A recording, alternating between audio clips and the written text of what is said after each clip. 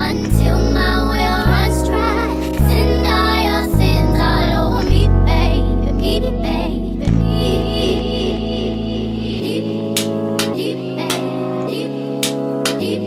What's poppin', Sheree's biceps? Oh God, that would tickle me. It's your girl Keisha, aka Color Me Pynk, and I am here with this week's All Tea, All Shade, Love and Marriage Huntsville Season 4, Episode 16 review. I drop videos Monday through Sunday. Everything that I say is for entertainment purposes only and not to be taken seriously. So if that works for you, let's get into tonight's review. Oh, before I begin, this Tuesday, 6 p.m. Central Time, Sharita and I's episode of Fashion Killer Emmy Awards red carpet video will be up. So tune in to all of our critiques on the celebrities on the red carpet of the Emmy Awards. And tomorrow for the Real Housewives of Atlanta reunion part 1, your girl will be dressing up.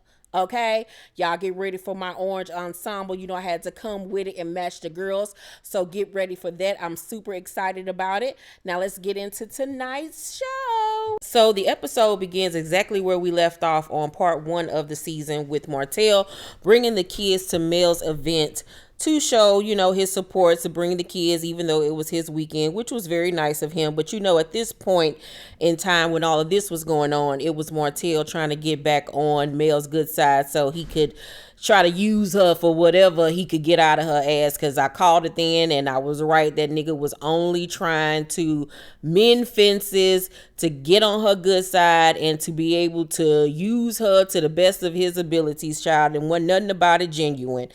So that little meeting goes well. It's a little awkward. He doesn't stay that long.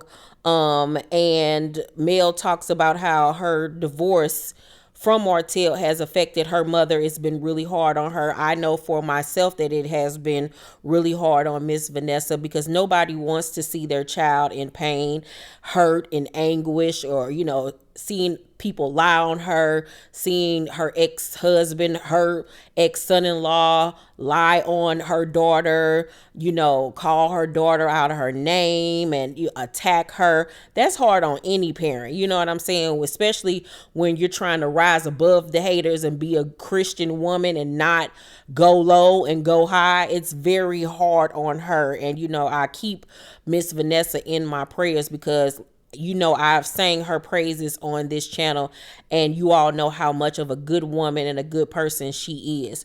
So I felt really bad for her, you know. So the other couples head to the couples therapy retreat with Dr. Francis and his wife, Kimmy, and Maurice, and Tiffany, and hey. We back in effect, bitch. They all get there on time, but Letitia and Marceau aren't there. And so Kimmy gives them a call to see where they're at. They're late as always. And she slips and says, you know, Dr. Francis is waiting on you. Mind you, Marceau did not know that they were going to a couples retreat with Dr. Francis. So he like, I ain't participating, Bernie. You know, he don't believe in therapy. He don't want to do it. And he know that Dr. Francis is going to call him out on his bullshit. So Dr. Francis and his wife is looking like, what in the ghetto hell have we gotten ourselves into? Because this was their, you know, Tisha's retreat. You know, he invited her, and then she has the nerve to not even be there on time and show up late. So then after they handle that situation, Tiffany gets a business call that she has to take and excuses herself. She doesn't even ask. She just excuses herself to go take it. Very disrespectful and rude when you're there to work on your marriage. You shouldn't even be working during this time. Like, what are you doing? So of course Dr. Francis did not like that at all. So he got up and started, and he put commitment on you know, the board, and says to Louis, you know, your wife is not committed to this process. You know, she's competing with her commitments. You know, she's putting her work over, you know, being in the moment and working on your marriage and everything. And he was like, well, as you can see, I'm here, I'm ready, I'm prepared, or whatever. So he goes into the back to tell her, like, you need to come on. And she was like, is Tisha and Marceau here yet? Like, you can't be mad at me when they ain't even here yet. All of y'all wrong, first of all, okay? I was happy to see that Dr. Francis got a confessional this season. I was like, yes, I am here for the upgrade on Dr. Francis. You can tell that when Dr. Francis first premiered on this show, it was not supposed to be where it is now, but he's such a good therapist and a counselor that you had to continue to bring him back, because every time Dr. Francis is on screen, that man speaks a word. And I'm happy that he's getting confessionals and everything. And hopefully, prayerfully, him being on this show has really helped his business, because he is somebody that I would most definitely go to for counseling. So Tisha and Marceau arrive, and Dr. Francis and his wife are waiting on them on the porch, and he was like, oh my gosh, she don't look happy at all. Like, he could tell she's upset. And that's when we find out that on the way there, they got the devastating phone call that one of Tisha's good friends had passed on. So of course she's in mourning. She's upset about it. Marceau was there for her, supporting her, hugging on her and everything. And, my condolences goes to Letitia and, their family and this friend of theirs and their family, because nobody wants to lose someone that they love. So Martell and his mama and her drunk eyebrows go to pick up the kids on their last day of school. And he tells her how he took the kids to go see Mel at her event, even though it was his weekend. He act like he cracked the Da Vinci Code or something. Like, he really think he did something. Like, you went to take the kids to see their mama for a few hours to an event you was probably already going to go to. But okay. So, he was talking to his mama about how hard it was to see Mel, because he hadn't seen her in, quite a while. It was hard to see her because you're still in love with her and you want to be back with her, and you don't know how to comprehend the fact that it is over, because you still cannot believe that she left your ass. Every time you look at that woman, you can see that man be on the verge of tears, where he want to be like, please, baby, please, baby, baby, baby, baby, baby, baby, please. Like, that man be having so much love and adoration in his eyes for that woman, but you fucked it up. And it's a wrap, and you're too immature and egotistical to just realize, I fucked up. Maybe I need to change. Maybe I have some shit with me that is just fucked to the up that I need to really work on, but that'll be too much like right. So his mama then goes on to talk about, last season and a conversation that him and her and Martell had. And she brings up, she said, don't be trying to chop you down all the time, talking about Mel getting on live and talking about him. Thompson, don't be disrespectful to me. She said we was talking about her mom. I got no reason to talk about your mom. But then the producers show the flashback of last season where she was being shady towards Miss Vanessa, talking about, because I do have a life, baby. Yeah, drinking all day, drunk ass. You sit over there and drink that incest wine all day. And your son co-signed it. Yeah, because everybody don't. Y'all was being fucking shady. Don't sit up here and act like you wasn't being shady towards that woman when she has not done anything to you. You one of them damn mamas that like to sit up here and ride for your no good ass son instead of holding his ass accountable. When he was with Mel, you was trying to hold his ass accountable, but now that they ain't together no more and he ain't eating off her ass no more, eating off her hard work no more, and you ain't benefiting from it no more. Now you want to say this little smart snide shit about Mel and her mama. I peep game with your using ass. He get it from you. He gets his damn ways from his damn mama and her drunk ass. That's where he gets it from. He gets it directly from her. You never probably even really liked Mel for real. You was a user just like your goddamn son. So she then goes to say, she ain't never got to apologize to me because I know I ain't never did nothing. I can welcome her with open arms. I know you can. Welcome her with open arms, because you have done things to her. You know damn well your ass was wrong, but you was probably drunk at the moment and didn't even realize you was on camera knowing your ass. Ugh. So then we go back to the couples retreat. And Dr. Francis calls out, hey, for not holding Tiffany accountable for just leaving the session and going and taking a business call. And he's like, that's my wife. I'm supposed to protect her. Yeah, you're supposed to protect your wife, but you are supposed to let people know when they are wrong. I don't understand people in this blind defense of people. Like, hold people accountable. Just because you're a loved one or somebody I love don't mean that I'm not supposed to check you or call you out when you do something wrong.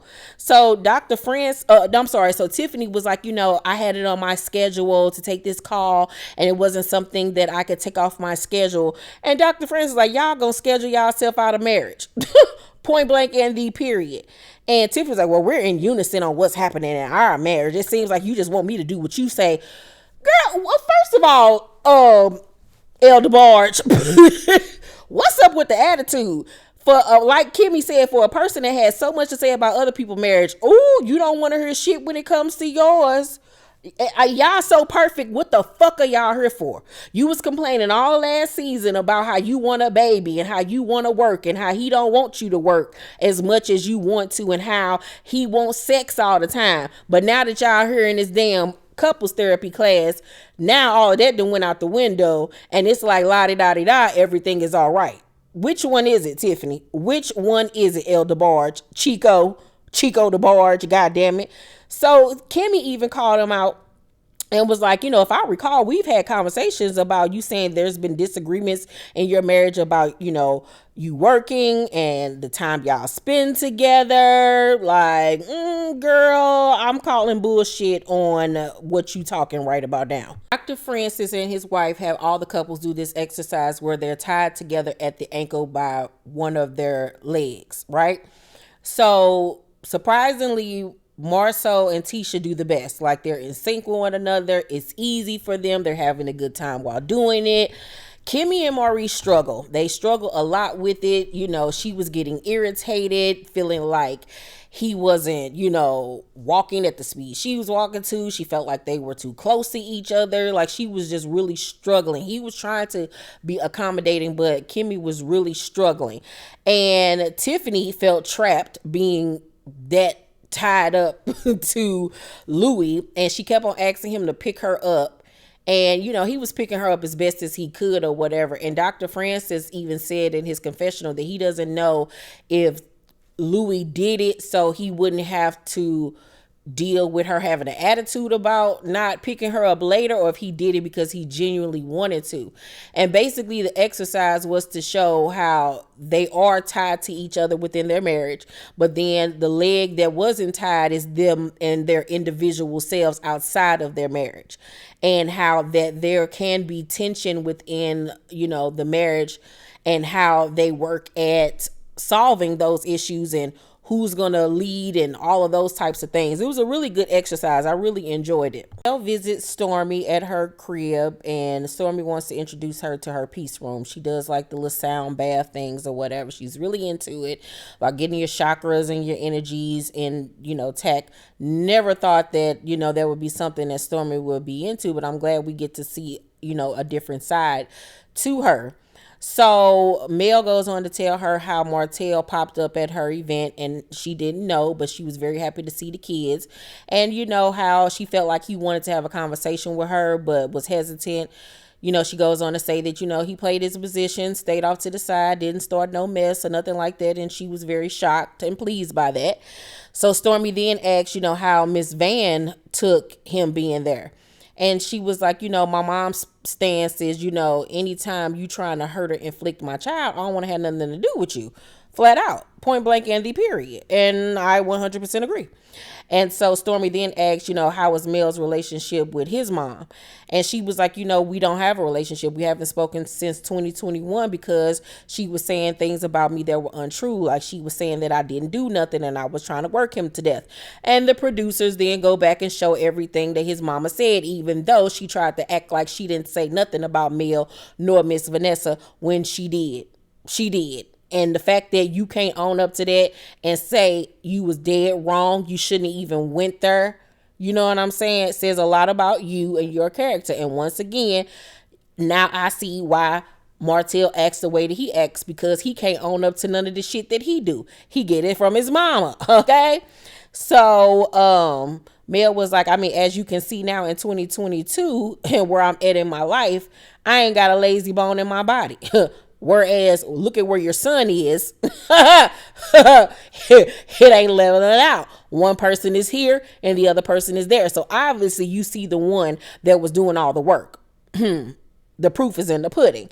So Stormy asks, how moving forward will her relationship be with his mom? And she was like, at the end of the day, that's his mama. We had a divorce. I don't expect, for us to have the relationship that we used to have, nor do I want it.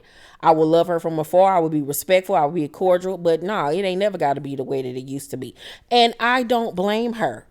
Everybody ain't meant to be in your life for, lifetime. That was a season. That was a part of her life. It was good for while it was, going on. But now it's time for everybody to move on. And I wouldn't want to be bothered with her and her dry skin. No way. If Mel really wanted to be funny, she could send her ass a whole trough of that 7th Beauty Avenue, whatever her skincare line over there to his mama, because she needed. She got fine lines and wrinkles and potholes up in that bitch.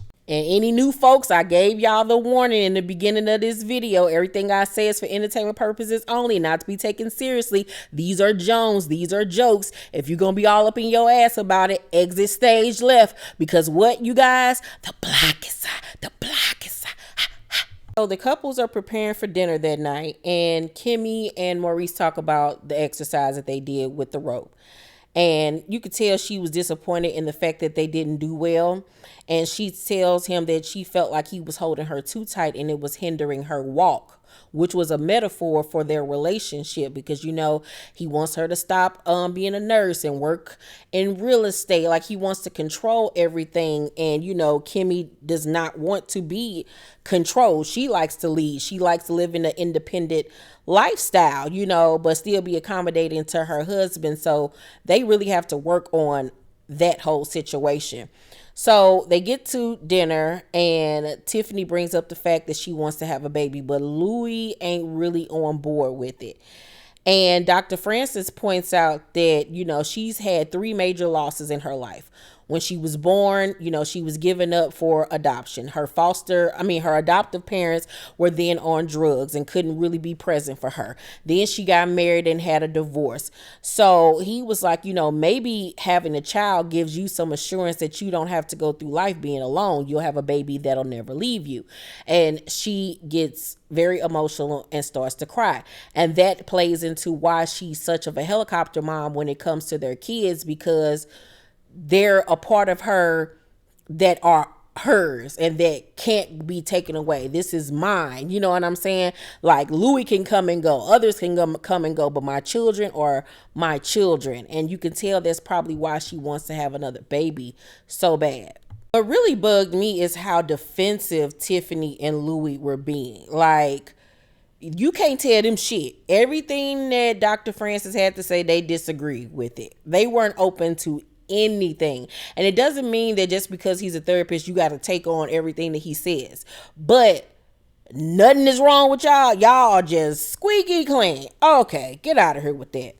So she even says in her confessional that she never heard the things that went, the major things that happened in her life. She never heard of them being called losses. So that really affected her, and that's what made her cry. And she even goes on to say that she doesn't even like alone time. Like, she thrives in chaos, and that says a lot. And when she said that, I was like, that's why y'all house look like that. And I'm not even trying to be funny, but if you pay attention to Tiffany and Louis' house, and I've mentioned it several times, their house is bland. Their house is cluttered. Their house has no personality, no substance to it. It is dead. And that says a lot about them and that marriage. Your house is a big reflection of who you are and where you are in life and what you're going through in life. And that house is a metaphor for their marriage. Nothing, child.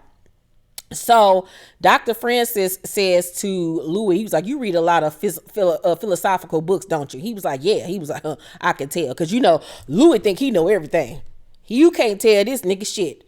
You would think that he was Shakespeare and Gandhi and Albert Einstein wrapped up in one.